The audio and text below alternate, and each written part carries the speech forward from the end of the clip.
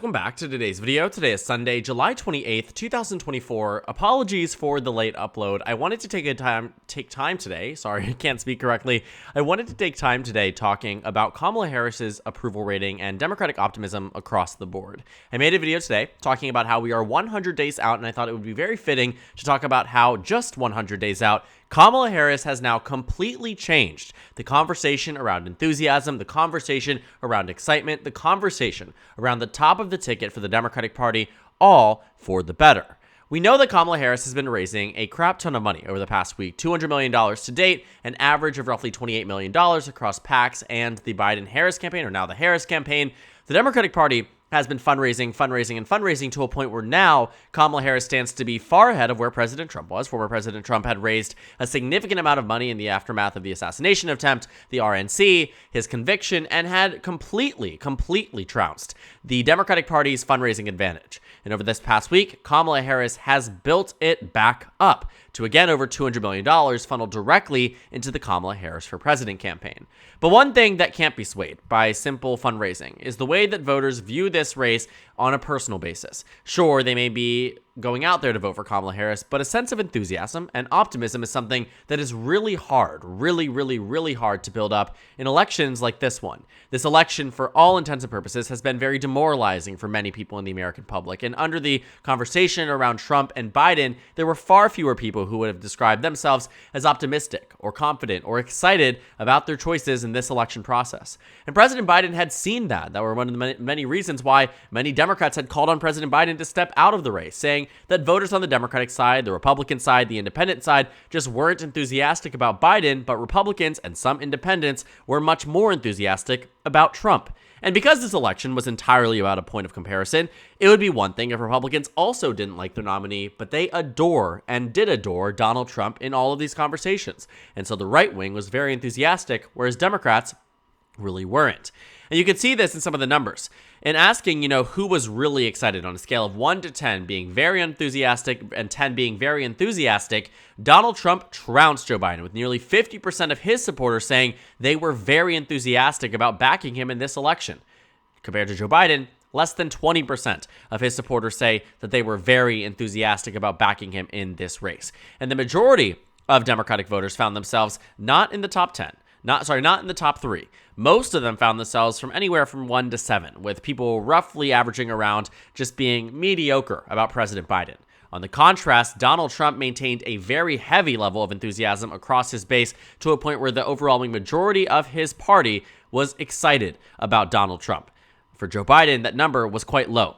Associated Press did a poll that found that 49% of Democrats said they were very or somewhat satisfied with Biden as their nominee. Independents were far worse. Monmouth University did a poll back in September that showed 47% of Republicans were very enthusiastic about Trump, compared to just 29% of Democrats who were very enthusiastic about Biden.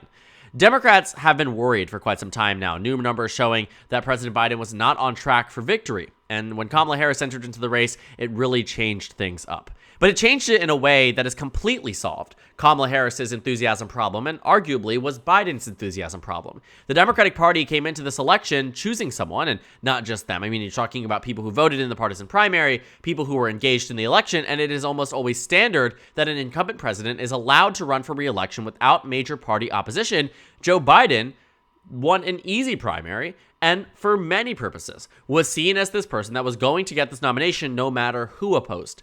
And so I think the real problem here was that because Joe Biden did not go through, a convention process the way that he did in 2020, even though he was the incumbent and fairly put, it can be argued that maybe it didn't make sense for a convention to take place if Joe Biden was inevitably going to win the primary anyway. And I can tell you this, I do believe Joe Biden would have won the nomination just because people traditionally assume that incumbency is an important factor. In no circumstance would Vice President Harris have challenged President Biden for the top of the ticket nomination. And so he likely would have been facing off against a congressman, a senator, a sitting governor, all of which I think you would have seen the party really fall behind President Biden because he is the incumbent. And so really all of those conversations there, I just think weren't helpful and wouldn't have made a difference. But I do think that if you were talking about 2020 Joe Biden, there was more emphasis behind Biden, that he was the right person, that he's someone that people should be enthusiastic about it. Why? Because he went through a grueling primary process. He was vetted. He was tried. People saw him debate. And while Kamala Harris didn't exactly have that, people very much felt that Kamala Harris was the right person for the job, even from the beginning. I mean, you saw that Democrats were extremely enthusiastic about Kamala Harris entering into this race, and now Democrats are very enthusiastic about Kamala Harris. It also comes at a time that many national Democrats had said that Joe Biden needs to step down, or had been hinting at it, had been opening up the opportunity for Joe Biden to exit out of the race. And for a while, the Biden team had been saying, absolutely not. Biden's in the race. He's here to stay. We're going to win this election. Ignore the noise, ignore the noise, ignore the noise. Biden is staying in. And, for a while, it seemed very adamant that Biden was, in fact, going to stay in this race, that there was no consideration that he was going to leave. But when he did, it seemed that he was listening to the American public. And voters very positively responded to that. Over 80% of the country and 80% of Democrats believe that Joe Biden made the right choice in exiting the race. That is something that Americans very rarely agree on anything. Over 80% of America, more Americans by percent, believe Joe Biden should have left the race than Americans believe in God, than Americans believe on many different things. And so you're seeing that the majority of this country, overwhelmingly, right? The overwhelming majority of the country said this was the right choice.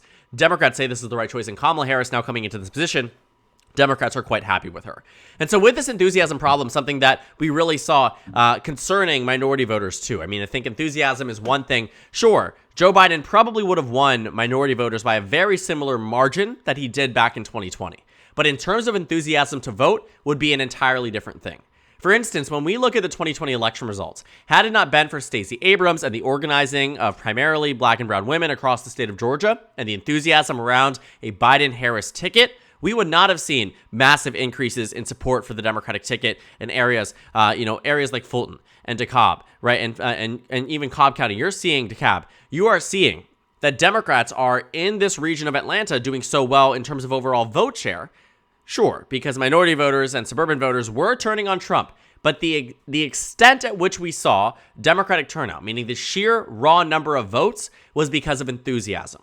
Biden was someone who in 2020 inspired enthusiasm, and there was a far higher urgency about getting Donald Trump out of office. And that compounding factor there helped Democrats. It helped them win in some of these races. But when Joe Biden was lacking in that, specifically, we saw that his enthusiasm gap wasn't mostly amongst white voters. It was mostly amongst minority voters, Hispanic and Latino voters. We saw massive decreases in enthusiasm relative to 2020. Black voters, we saw a massive decrease in enthusiasm relative to 2020. Democrats were in a pitfall here, and Kamala Harris, in some sort of magic wand move, seemed to have now completely fixed this problem. Remember, Biden, less than 50% of the party, the Democratic Party that nominated him, felt enthusiastic about Joe Biden at somewhat or very enthusiastic. Now, 88% of Democrats feel very strongly about Kamala Harris. And so Democrats are in a really strong position where the overwhelming majority of Democrats too, 63% would say they are very enthusiastic about Kamala Harris. I mean, this is like numbers we saw maybe for Obama in 2008 and nothing really in comparison. Not Hillary Clinton, not even Biden in 2020. These are very strong numbers. And so Democrats have now solved this enthusiasm problem because they're raising a crap ton of money, they're organizing 100 days out, and they are finally feeling optimistic for the first time in years, for the first time in months in this very grueling election cycle. And the question is now, how do that translate that into a victory like this one that I predicted today in my 2024 matchup between Kamala Harris and Donald Trump? I had her at 276, narrowly winning the election, but this happens because of enthusiasm. Increased turnout in areas like Milwaukee, increased turnout in areas like Las Vegas, increased turnout in areas like Detroit and Dearborn, increased turnout in areas like Philadelphia, where Kamala Harris serves at a unique point of really revitalizing Democratic enthusiasm, specifically amongst minority voters and also at large, right? That isn't to say that white voters were super enthusiastic about Biden, because they weren't, not even Democrats, but they were more than you saw for minority groups, which should not have honestly been the circumstance given the 2020 Democratic primary and who Biden's voting base was, what we saw in the 2020 election and who Biden's voting base was. And so what this election really did prior to Joe Biden dropping out of the race was broke a lot of the metrics that we understood as being indicative of a presidential election, but we really didn't realize really did not realize how big this enthusiasm problem was until it was solved by Vice President Harris. Because sure, anyone could have looked at those numbers and said, this is not the numbers of someone who can win the election, but still those battleground states showed Biden within a point of contention, within a few points in states like New Hampshire and Minnesota, which sure were warning signs, which is why my last prediction, my final prediction between Biden and Trump, I had Biden losing 312 to 226. So you saw Biden at probably one of the worst places after the presidential debate. And so you're looking at this from the lens, right, of Joe Biden was not doing well. Kamala Harris was and is doing far better than Joe Biden. And a lot of that has to be attributed to enthusiasm. Who's getting out to vote? Who feels excited to vote? And for the first time in a very long time for Democrats, again, thinking back of Obama's 2012 and 2008 campaign is the last time where you could feel energy like this. It really goes to show that who people support and why they support them. Enthusiasm can go a long way. And Republicans have had it. They've had it over the past 3 years. They've been excited about a Donald Trump presidency again. They've been excited about Donald Trump getting back in the White House. That's what was driving Republican turnout. And we saw that when Donald Trump wasn't on the ballot like in 2022, turnout for Republicans really dropped. They lost battleground states. Donald Trump couldn't convince his own base to turn out to vote for a Republican in a midterm election, but he can turn them out to vote in a regular election, in a presidential election. Now Kamala Harris really can go toe-to-toe with him in terms of overall excitement. I also will say, too, a lot about swaying an electorate is about making independent voters excited for you, too, because you don't just need your base to win, right? Kamala Harris really needed to not only sway voters, but make those independent voters that were swayed enthusiastic to turn out. That Kamala Harris could be something new for the American public, that Kamala Harris could fix some of the problems that the Republicans saw or independents saw under a Biden administration, under a Trump administration, that she could bring something new to the table. That is the state of this election, and that is how Kamala Harris can win the race. And what do we find? That amongst independent voters, Kamala Harris is, in fact, inspiring a good chunk of them. 24% of independents say they're very enthusiastic about Kamala Harris becoming the Democratic nominee. An additional 25% say they're somewhat enthusiastic. And while you do find that a good chunk of independents say they're not enthusiastic at all or not so enthusiastic, a good chunk of them just aren't partisan and don't have any sway or any belief about how the Democratic nomination should go, but that doesn't mean they won't vote blue. You could be an independent voter who says, okay, I guess I'm not necessarily enthusiastic about Kamala Harris, but she's better than Trump, so I'm going to vote for her. And they don't need to necessarily feel enthusiastic about her choosing to be or becoming the Democratic nominee for president. But the fact is that roughly, half of these independent surveyed say that Kamala Harris, they're either very or somewhat enthusiastic, is something that matters and is absolutely a part of this election that no one really understood until now. And no one can really use as a point of comparison for Biden's numbers until now. So 100 days out, we are now seeing Kamala Harris really do something that many people thought was impossible. A lot of enthusiasm around the potential Democratic vice presidential picks. Is it Tim Walz? Is it Josh Shapiro? Is it Mark Kelly? Is it any of these names? These are all names that are being floated and thrown out there. Democrats are rooting for something for the first time in a very, very long time. This is no longer an oppositional election. This is no longer an election that is a referendum on Donald Trump. This is an election that is for Kamala Harris, and Democrats are finally seeing when their force combines together and they unify the party behind one central figure, where you don't see mainstream Democrats calling for Kamala Harris to depart from the race, and you're not seeing any people from the middle saying that Kamala Harris isn't fit to serve.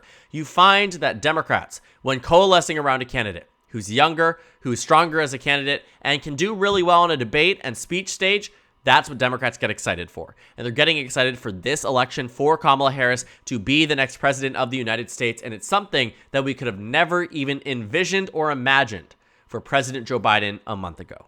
A month ago, we were at the first presidential debate, something that demoralized Democrats across this nation for a very long time. Kamala Harris has just been thrown a Hail Mary from the commander-in-chief. And I genuinely believe that she has caught it, that this party has caught it. That this party is now going to go ahead and ride this wave into the election, change the trajectory and course of it, and start to do better than they ever were before. New numbers out of Minnesota show Kamala Harris on average performing a point ahead of where Joe Biden was back in 2020, and significantly better, 6-7 points better than where Biden was in the 2024 polling. New numbers out of New Hampshire show Kamala Harris polling roughly even with where Biden was just in 2020. And far better than where he was in 2024. Democrats are changing the tides. They're tying up Michigan. They're tying up Pennsylvania. They're tying up Wisconsin. They're tying up all of these states that they need to win. And it has only been a week. Kamala Harris has solved the enthusiasm problem for Democrats, and they should be very happy with this. But they need to ride it into November. They need to maintain it. They need to choose the right vice presidential pick, and they need to get to a point where Kamala Harris is in a very strong position this coming November because she's going to need it. This is not going to be as easy of an election as 2008, even if enthusiasm numbers show it running similar. Democrats have a lot of work to do. They're 100 days out and starting a brand new presidential campaign. But given what we've seen over the past 7 days, if I was a Democrat, I would be optimistic too.